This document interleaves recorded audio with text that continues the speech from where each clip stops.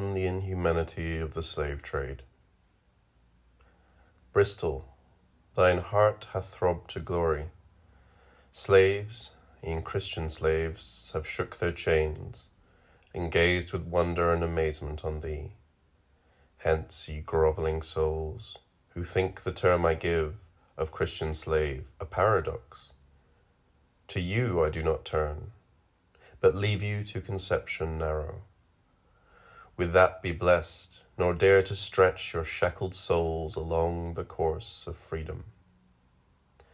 Yet, Bristol, list, nor deem Lactilla's soul lessened by distance. Snatch her rustic thought, her crude ideas from their panting state, and let them fly in wide expansion. Lend thine energy, so little understood by the rude million, and I'll dare the strain of heaven-born liberty, till nature moves obedient to her voice. Alas, my friend, strong rapture dies within the soul, while power drags on his bleeding victims. Custom, law, ye blessings and ye curses of mankind, what evils do ye cause? We feel enslaved, yet move in your direction. Custom, thou wilt preach up filial piety. Thy sons will groan and stare with impudence at heaven, as if they did abjure the act where sin sits full on inhumanity. The church they fill with mouthing vaporous sighs and tears, which, like the guileful crocodiles, oft fall, nor fall but at the cost of human bliss. Custom, thou hast outdone us, led us far from godlike probity, from truth and heaven. But come, ye souls who feel for human woe, though dressed in savage guise. Approach, thou son, whose heart would shudder at a father's chains, and melt o'er thy loved brother as he lies, gasping in torment undeserved. O sight horrid and insupportable, far worse than an immediate and heroic death. Yet to this sight I summon thee. Approach, thou slave of avarice, that canst see the maid weep o'er her inky sire. Spare me, thou God of all indulgent mercy, if I scorn this gloomy wretch, and turn my tearful eye to more enlightened things. Yes, my tear shall hang on the green furze, like pearly dew upon the blossom of the morn. My song shall teach sad Philomel a louder note, when nature swells her woe. O'er suffering man my soul with sorrow bends. Then come, ye few, who feel a more than cold material essence. Here ye may vent your sighs till the bleak north find its adherents aided. Ah, no more! The dingy youth comes on, sullen in chains. He smiles on the rough sailor, who aloud strikes at the spacious heaven, the earth, the sea. In breath too blasphemous, yet not to him, blasphemous, for he dreads not either. Lost in dear internal imagery, the soul of Indian Luco rises to his eyes, silent, not inexpressive. The strong beams with eager wildness yet drink in the view of his too humble home, where he had left his mourning father and his Insulanda. Curse on the toil spread by a Christian hand to rob the Indian of his freedom.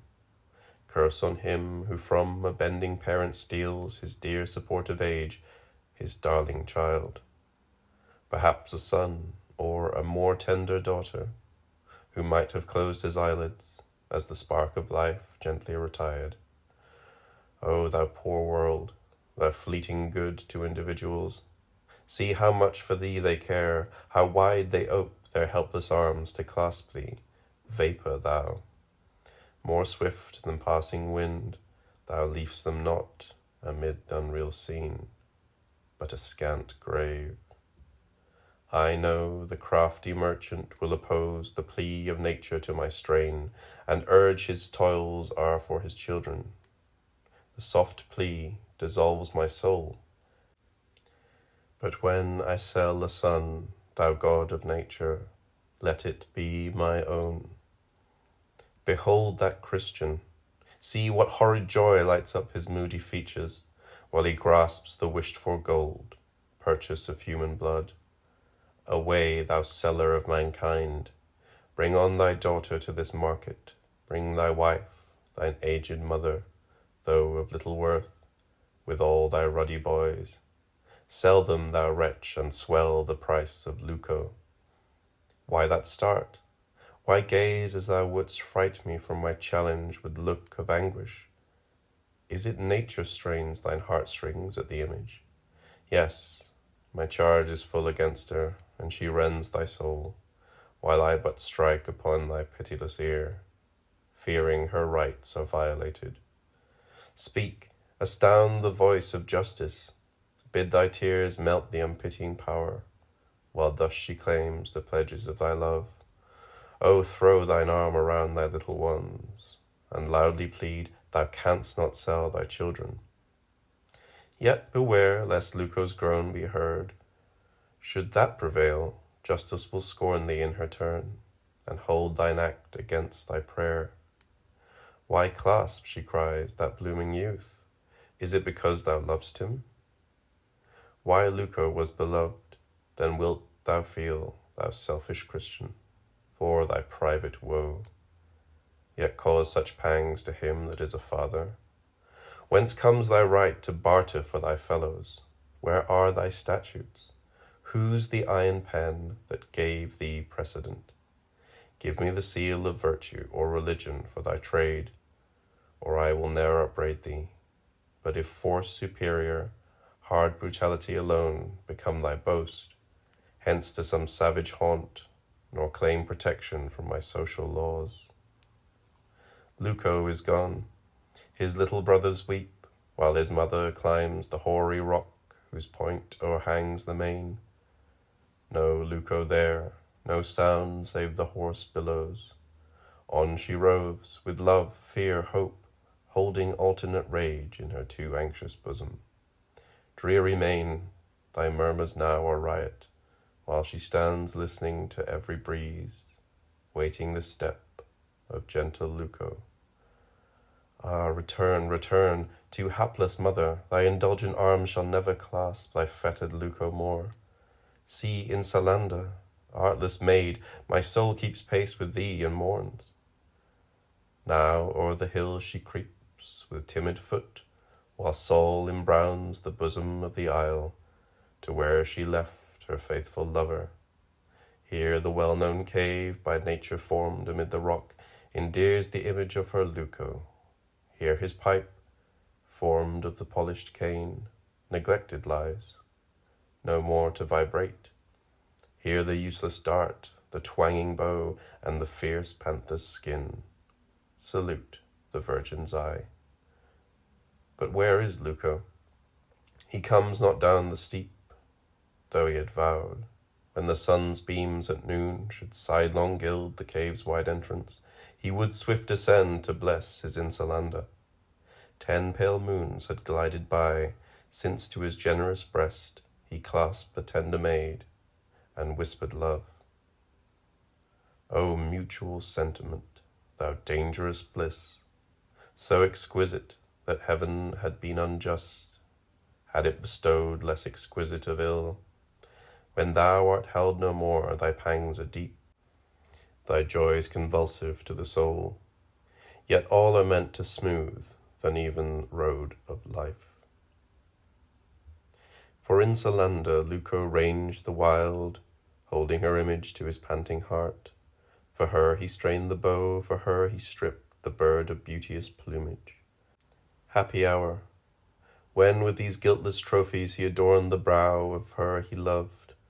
Her gentle breast with gratitude was filled, nor knew she aught of language strong enough to paint her soul or ease the great emotion, whilst her eye pursued the generous Luco to the field, and glowed with rapture at his wished return. Ah, sweet suspense, betwixt the mingled cares of friendship, love, and gratitude, so mixed that e'en the soul may cheat herself. Down, down, intruding memory, bid thy struggle cease at this soft scene of innate war. What sounds break on her ear? She, starting, whispers Luco. Be still, fond maid, list to the tardy step of leaden-footed woe.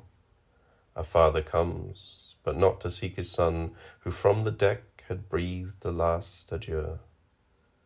No, he shuts out the soft, fallacious gleam of hope, and turns within upon the mind.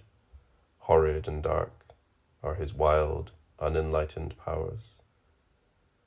No ray of forced philosophy to calm his soul, but all the anarchy of wounded nature. Now he arraigns his country's gods, who sit in his bright fancy, far beyond the hills, unriveting the chains of slaves. His heart beats quick with stubborn fury, while he doubts their justice to his child. Weeping old man, hate not a Christian's God, whose record holds thine injured Luco's name. Frighted he starts, blasphemes the deity, whose altars rise upon the Indian's helpless neck, and sinks, despising comfort, till by grief and age his angry spirit is forced out. O guide, ye angel forms, this joyless shade to worlds where the poor Indian, with the sage, is proved the work of a creator. Pause not here, distracted maid. Ah, leave the breathless form on whose cold cheek thy tears so swiftly fall, too unavailing.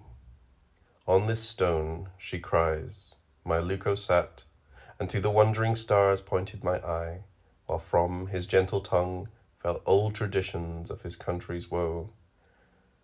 Where now shall Insulanda seek him? Hence, defenseless mourner, ere the dreary night wrap thee in added horror. O despair, how eagerly thou rent'st the heart! She pines in anguish deep and sullen. Luco's form pursues her, lives in restless thought, and chides soft consolation. Banished from his arms, she seeks the cold embrace of death. Her soul escapes in one sad sigh. Too hapless maid! Yet happier far than he thou lov'st. His tear, his sigh, his groan avail not, for they plead most weakly with a Christian. Sink, thou wretch, whose act shall on the cheek of Albion's sons throw shame's red blush. Thou, who hast frighted far those simple wretches from thy God, and taught their erring minds to mourn his partial love, profusely poured on thee, while they are left neglected to thy mercy. Thus deceived, how doubly dark must be their road to death. Luco is borne around the neighbouring isles, losing the knowledge of his native shore. Amid the pathless wave, destined to plant the sweet luxuriant cane, he strives to please, nor once complains, but greatly smothers grief. His hands are blistered, and his feet are worn, till every stroke dealt by his mattock gives keen agony to life, while from his breast the sigh arises, burdened with the name of Insulanda. Time inures the youth, his limbs grow nervous, strained by willing toil and resignation, or a calm despair, most useful either, lulls him to repose.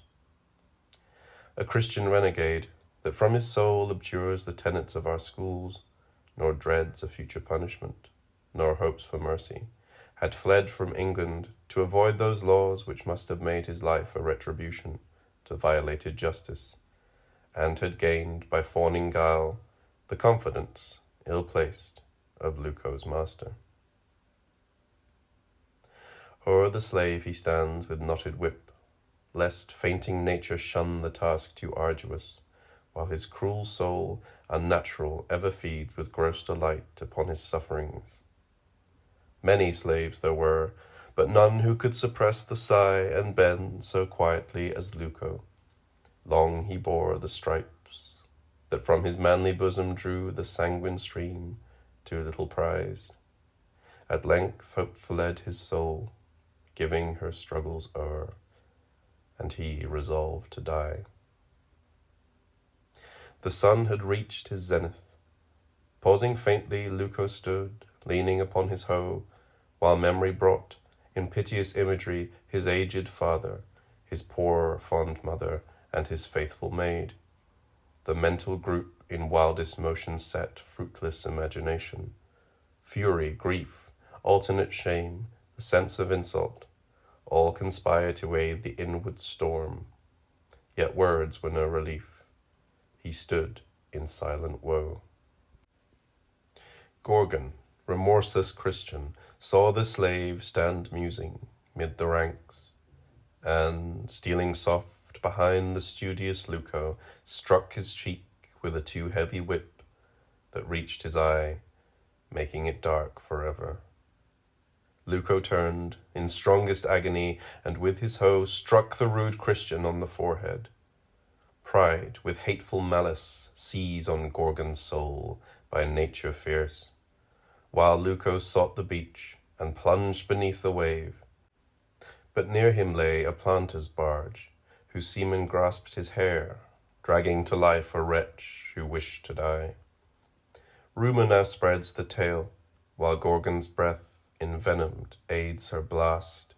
Imputed crimes oppose the plea of Luco, till he scorns even a just defence, and stands prepared. The planters, conscious that to fear alone they owe their cruel power, resolve to blend new torment with the pangs of death, and hold their victims high in dreadful view, to fright the wretched number left. Luco is chained to a huge tree. His fellow slaves are ranged to share the horrid sight. Fuel is placed in an increasing train some paces back, to kindle slowly and approach the youth with more than native terror. See, it burns. He gazes on the growing flame and calls for water, water.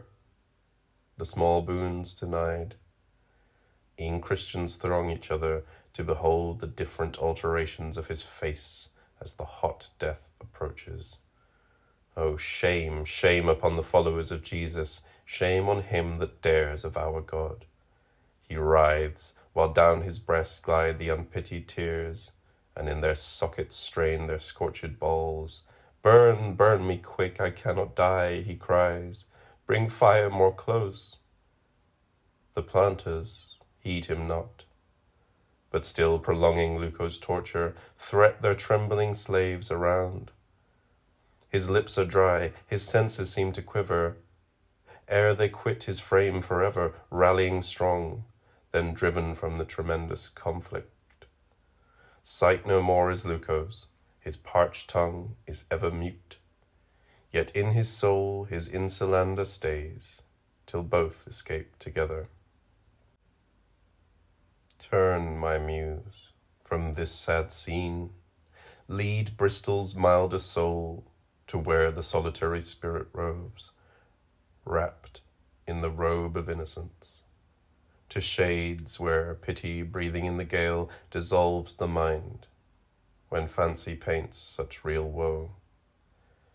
Now speak, ye Christians, who for gain enslave a soul like Luco's, tearing her from joy in life's short veil. And if there be a hell, as ye believe, to that ye thrust her down, a blind, involuntary victim. Where is your true essence of religion? Where your proofs of righteousness, when ye conceal the knowledge of the deity from those who would adore him fervently? Your God ye rob of worshippers, his altars keep unhailed, while driving from the sacred font the eager slave, lest he should hope in Jesus. Is this your piety? Are these your laws, whereby the glory of the Godhead spreads o'er barbarous climes? Ye hypocrites, disown the Christian name, nor shame its cause. Yet where shall souls like yours find welcome? Would the Turk, pagan, or wildest Arab ope their arms to gain such proselytes? No, he that owns the name of Mussulman would start and shun your worse than serpent touch. He frees his slaves who turn to Mahomet. The Spaniard stands your brighter contrast. He condemns the youth forever to the mine. But ere the wretch sinks to the deep domain, the hand of faith bathes his faint temples in the sacred stream, bidding his spirit hope. Britain, dost thou act up to this? If so, bring on thy slaves to Calvary's mount. Raise high their kindred souls to him who died to save them. This alone will teach them calmly to obey thy rage, and deem a life of misery but a day to long eternity. Ah, think how soon thine head shall on earth's dreary pillow lie, with thy poor slaves, each silent and unknown to his once furious neighbour. Think how swift the sands of time ebb out for him and thee. Why groans that Indian youth in burning chains, suspended o'er the beach? The labouring sun strikes from his full meridian on the slave whose arms are blistered by the heated iron, which still corroding seeks the bone. What crime merits so dire a death? Another gasps with strongest agony, while life declines from recent amputation. Gracious God, why thus in mercy let thy whirlwind sleep o'er a vile race of Christians who profane thy glorious attributes? Sweep them from earth, or check their cruel power. The savage tribes are angels when compared to brutes like these. Advance, ye Christians, and oppose my strain. Who dares condemn it? Prove from laws divine, from deep philosophy or social love, that ye derive your privilege. I scorn the cry of avarice, or the trade that drains a fellow creature's blood. Bid commerce plead her public good, her nation's many wants, her sons thrown idly on the beach, forbade to seize the image of their God and sell it. I'll hear her voice, and virtue's 100 tongues shall sound against her. Hath our public good fell rapine for its basis? Must our wants find their supply in murder? Shall the sons of commerce shivering stand, if not employed, worse than the midnight robber? Curses fall on the destructive system that shall need such base supports. Doth England need them? No.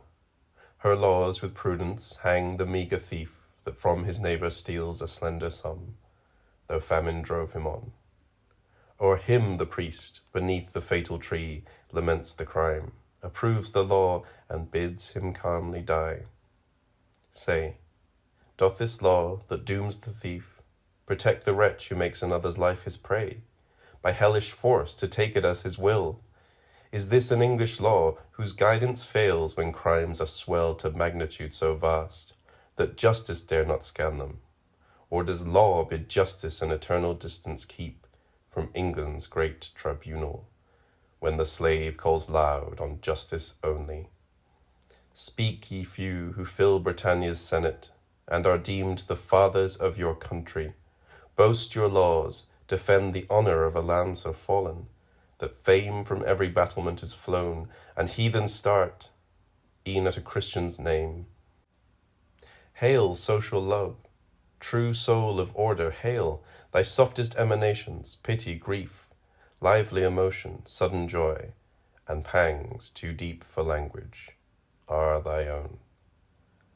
Then rise, thou gentle angel, spread thy silken wings o'er drowsy man, breathe in his soul, and give her godlike powers thy animating force, to banish inhumanity. O loose the fetters of his mind, enlarge his views, break down for him the bound of avarice, lift his feeble faculties beyond a world to which he soon must prove a stranger.